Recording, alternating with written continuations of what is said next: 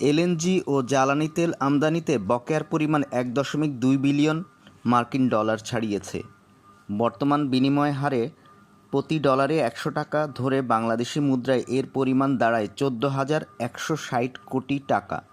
এর মধ্যে এলএনজিতে জুলাই পর্যন্ত বকেয়ার পরিমাণ ৭০০ মিলিয়ন ডলার, জ্বালানি তেলে বকেয়া ৫০০ মিলিয়ন ডলারের বেশি।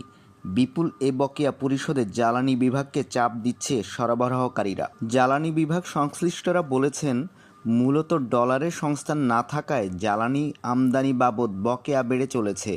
দ্রুত তা পরিশোধ না হলে জ্বালানি সরবরাহ নিয়ে ঝুঁকিতে পড়তে পারে বাংলাদেশ। তবে অর্থ বিভাগ থেকে নিয়মিত বিল পরিশোধের বিষয়টি নিশ্চিত করা গেলে এ ঝুঁকি অনেকটাই কাটিয়ে ওঠা সম্ভব।